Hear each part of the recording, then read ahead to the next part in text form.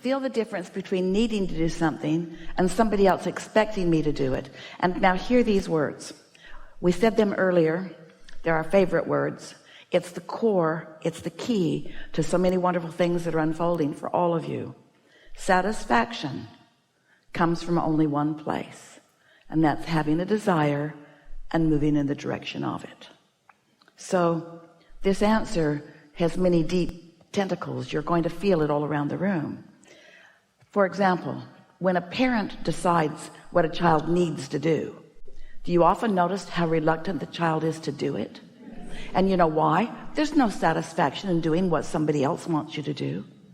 Satisfaction is only from moving in the direction of what you want to do. And that's the first thing that so many people do that sort of makes people lose their sense of who they are, is that they demand things of them. They tell them that they need to do this and they need to do that. You need to push through and you need to do it. And remember what our premise for all of this is? The amazing pleasure of non-resistant thought. The pleasure of non-resistant thought. So when you think about why you want something, wanting it and why, now as you move toward it, it's pleasing to you. It feels good to you. Now we're going to get back around to that in a moment. But first we want to say to you that this is usually, and it is the case here, the reason that someone feels uncomfortable, even fearful about making a presentation in front of others. And it's because you don't trust them to be connected to their inner being. And the reason you don't trust them to be connected to their inner being is because they usually aren't. So they're petty, they're critical, they don't like themselves very much often, and so it's easy for them to find fault with you. There's a lot of people looking at a lot of people with a lot of judgment from their own place of insecurity. So this brings us right to the heart of something. This is one of the most important things that will give you the greatest relief and the greatest clarity, and then the greatest strength, and then the greatest satisfaction. So just follow through with us on this just for a little bit. This inner being of yours that we've been talking about, this pure positive energy, larger part of you, who is always adoring you and always acknowledging your value, that's who you're wanting to tune to. You want to calibrate to your inner being who knows you, not to some disconnected person who's having a really hard time. It's an interesting thing. We hear people, often speakers, and they will stand on a stage, even in a crowd where there are many people who are on their side. But if there is a heckler or someone in disagreement, they say often, I don't know why I keep playing to the guy that I know doesn't like me. And we say, it's because there's this thing that humans do. It doesn't work well for you, but you keep doing it. We're hoping you get over it today. And that's where you want others to get you. Well, sometimes they're just not going to get you because they're on a different vibrational wavelength. You can't get sick enough to help sick people get well, or poor enough to help poor people be prosperous. You can't become confused enough to give somebody clarity. And yet that seems to be what so many want from you. They want your resonance with them where they are. And do you know, did you follow that just a little bit? Do you know what your inner being does and doesn't do? Your inner being never lowers its vibrational frequency so that you can find resonance. Your inner being always stays right where it is, in love and knowing, which gives you the opportunity to allow your vibration to rise to meet it. Your mother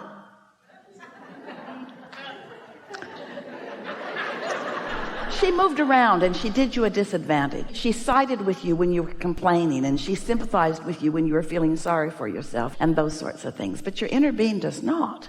And so when you decide that you're going to reach for the way your inner being feels about the subject of your presentation, and that's not just going to be the dominant thing that you care about, it's really the only thing that you care about. You're going to be tuned in, tapped in, turned on, and you're going to be good at what you do, and you're going to deliver what you have to say, and you're going to love every minute of doing it because there's no resistance within you. You see what we're getting at?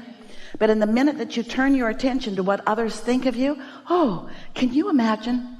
So just to be absurd, to really make a strong point, let's say that it's important to you that you be appreciated by others, because it's easy to feel good. When you see something that makes you feel good, you feel good. And when you see something that makes you feel bad, you feel bad. And a lot of people would say, well, all of this stuff that makes me feel bad needs to change so that I can feel good. It's really a conditional approach to life. It's ridiculous and it's impossible. It's like putting out an advertisement that reaches everyone on the internet that says, here's my picture, and here's what I need from you should we meet. So scan the crowds as you move through life, and if you see me, here's my list. Carry it with you. Or you could just tune to your inner being. In other words, the path of least resistance is just to be in love with who you are and be in love with everything the way your inner being is in love with everything. And then you lose your sensitivity to what others think, because there is a higher priority to you. And that's, you're tuning to the whole of who you are. You're tuning to the core of who you are. You're tuning to the ever-expanding being that you are.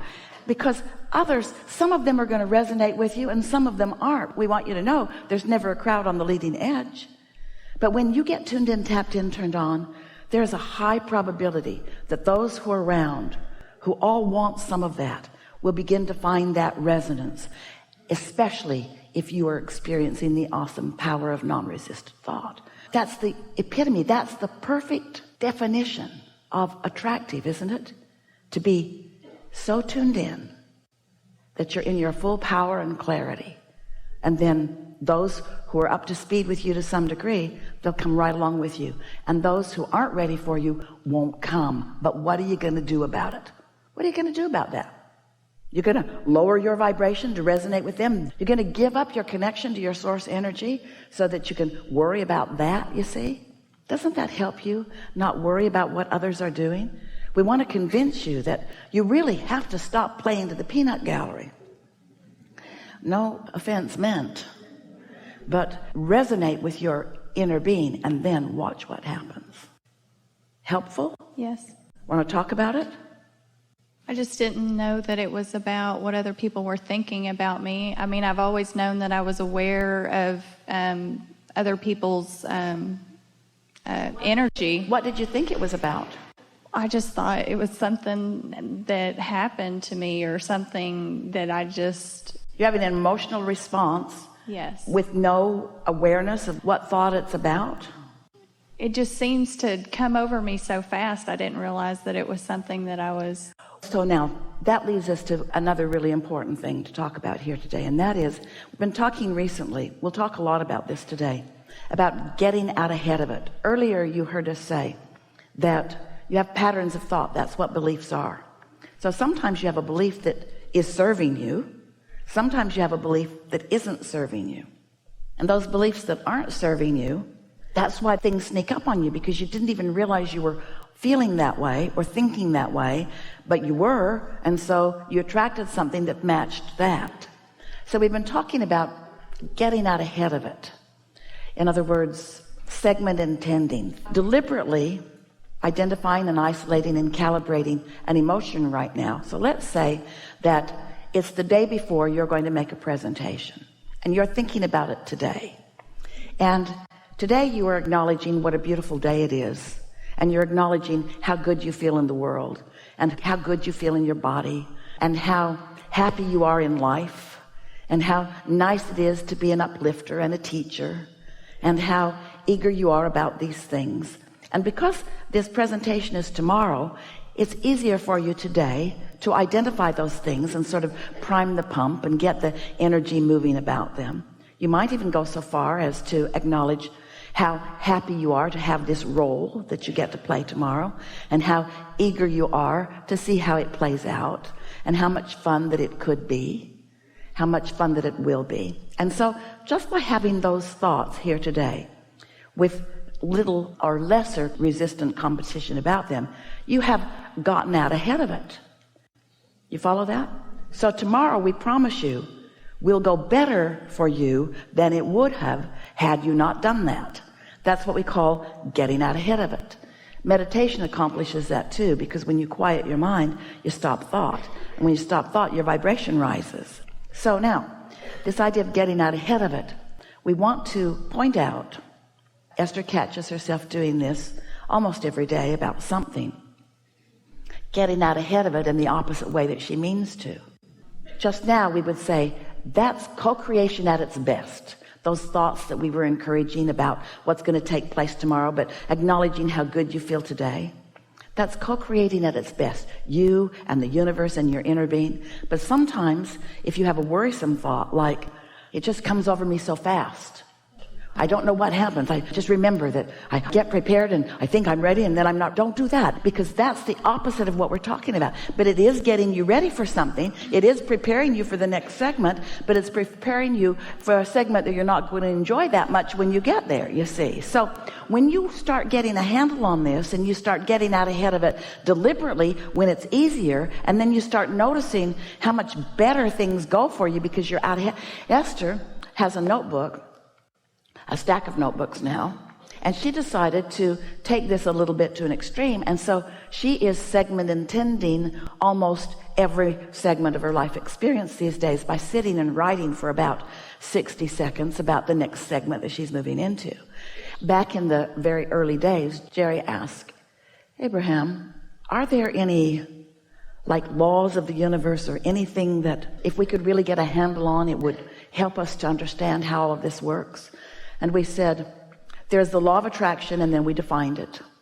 You're a vibrational being, and as you emanate a signal, you will attract like to you.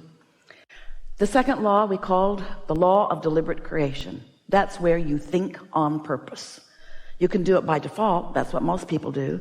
They look over there and they think about that, and they look over there and they think about that. But very few people are guiding their thoughts according to their guidance systems, because very few people are trying to harmonize with the larger part of them. They don't even know that larger part exists sometimes. And they certainly didn't realize that that larger part of them is thinking right here, right now about what they're thinking about.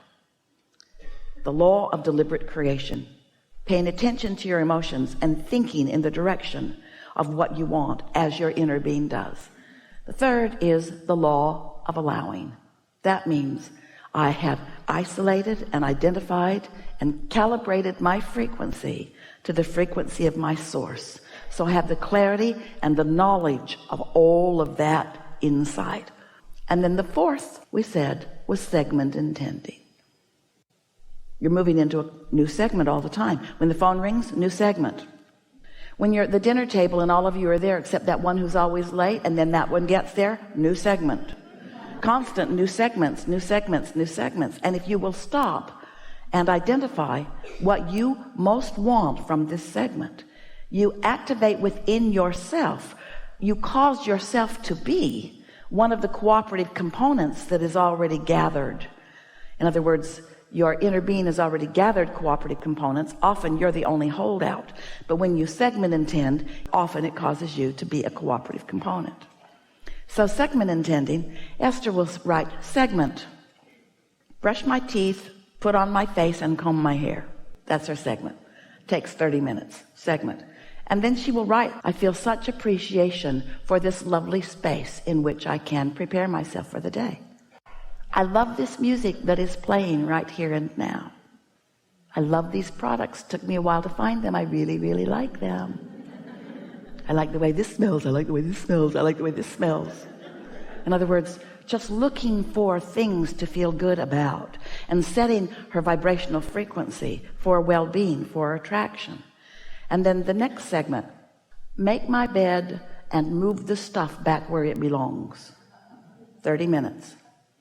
Just focusing with deliberate intent for the purpose of activating genuine, not fake, genuine appreciation for something that she's focused upon. It gets that momentum going. You spend a day identifying what you like about this and what you like about this and what you like about him and what you like about her and what you like about this, what you like about that. Pretty soon you've got a point of attraction going where the entire world seems like they got your memo.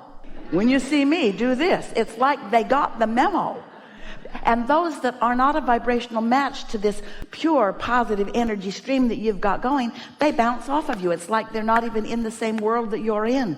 While those that have components that match up with some of the things that you've got actively flowing through you come into your experience.